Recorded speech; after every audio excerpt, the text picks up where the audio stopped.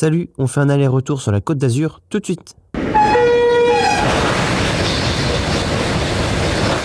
C'est de Paris-Gare de Lyon qu'on part aujourd'hui. Située dans le 12e arrondissement, c'est l'une des 6 grandes gares terminus de Paris. Elle reçoit un trafic régional avec les RER A et D. La ligne R du Transilien dessert également le sud-est de l'Île-de-France. Plus loin, les trains au départ desservent tout le sud-est de la France. Par exemple, on peut rejoindre Lyon, Marseille, Nice, Montpellier et même Milan et Barcelone. Le bâtiment historique actuel date de 1902. Il a été construit par la Compagnie des chemins de fer de Paris à Lyon et à la Méditerranée, PLM, sur les plans de l'architecte Marius Toudoir. Le beffroi et la fresque sont des éléments remarquables.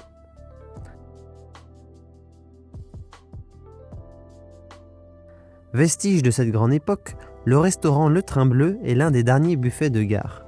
Ces salles des années 1900 sont classées aux monuments historiques.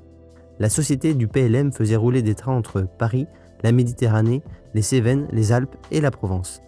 C'était la compagnie des départs en vacances par excellence. À cette époque, on voyageait essentiellement en train de nuit vers ces destinations lointaines. En 1927, on construit des nouveaux quais à la place d'annexe de la gare. Dans les années 1960, une gare pour le RER est construite en souterrain sous la rue de Bercy. Dans les années 2010, on dégage de nouveaux espaces pour les voyageurs dans l'extension de 1927.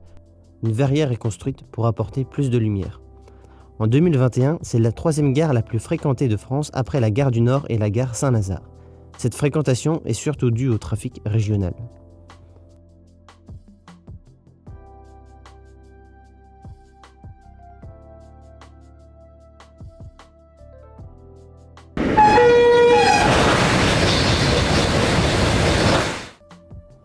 Pour arriver jusqu'à Nice, le TGV emprunte plusieurs lignes, dont en premier la LGV Sud-Est.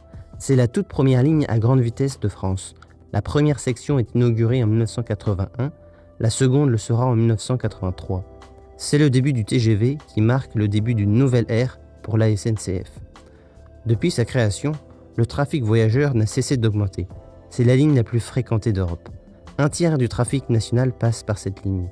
En 2019, 52 millions de voyageurs l'ont empruntée. Aux heures de pointe, la ligne est ainsi saturée. Pour remédier à ce problème, SNCF Réseau installe un nouveau système de gestion des trains, le RTMS de niveau 2. Il permettra de passer de 13 trains par heure à 16 trains par heure. À l'horizon 2025, il y remplacera la TVM 300.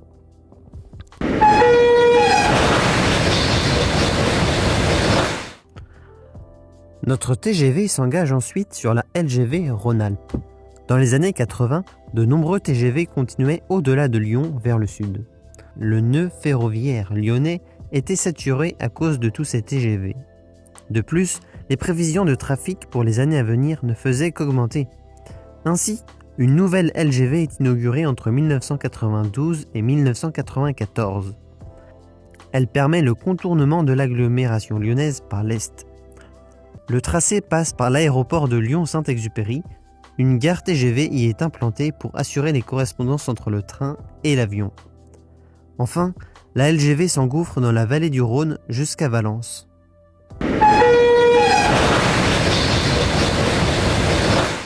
Après vient la LGV Méditerranée. Dans le prolongement de la LGV Rhône-Alpes, elle permet d'atteindre Marseille et la Méditerranée. Inauguré en 2001, ce dernier tronçon de 250 km permet de relier Paris à Marseille uniquement à grande vitesse. 3 gares nouvelles sont construites sur la ligne. Valence TGV, Avignon TGV, Aix-en-Provence TGV. Son tracé à travers la Provence se faufile entre les fleuves, collines ou vallées. Ainsi, il comporte près de 500 ouvrages et a nécessité d'importants travaux de terrassement. On parle de 90 millions de mètres cubes de terre déplacés. Le Rhône est franchi 4 fois et la Durance 3 fois. Le tracé compte de nombreux viaducs, comme celui des Angles juste avant Avignon TGV, pour franchir le Rhône.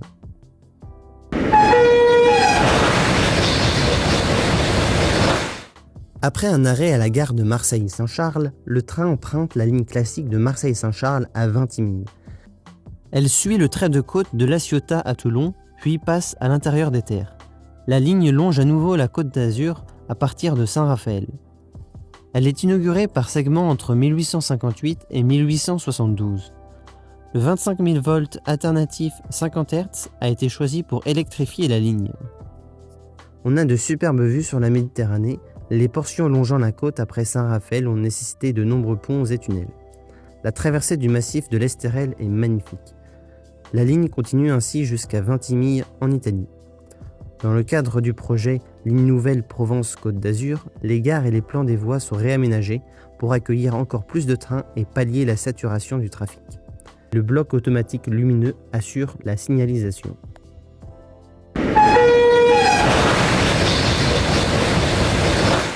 Sur ces relations entre Paris et la Méditerranée, il n'y a que des TGV duplex à 2 niveaux en raison du trafic conséquent.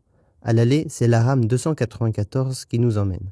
C'est une rame créée suite au réaménagement de certaines rames lors de la création du service Ouigo. La 294 comporte 2 motrices de TGV duplex et 8 remorques de TGV d'Asie. L'intérieur de ces rames est similaire à un TGV duplex, mais avec des couleurs différentes.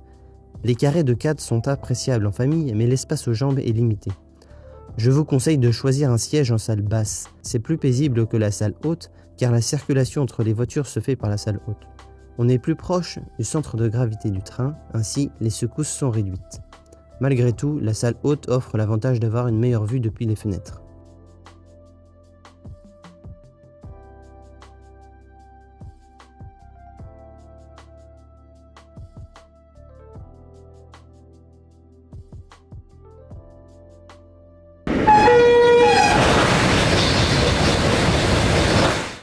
La rame 869, livrée le 17 août 2017, assure le service. Il s'agit d'une rame de type Euroduplex 2N2 3 UFC. Au sein de la série Euroduplex, c'est la seconde tranche des TGV destinée à circuler uniquement en France. Elle possède un intérieur Océane, le plus récent sur les TGV. Pour découvrir la première classe Océane, je vous invite à visionner ma vidéo sur le Paris-Rennes.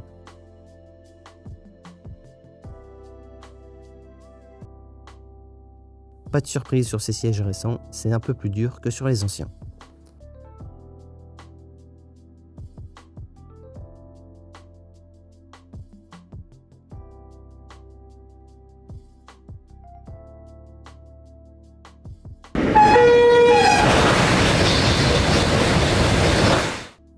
Inaugurée en 1865, c'est la gare principale de la ville.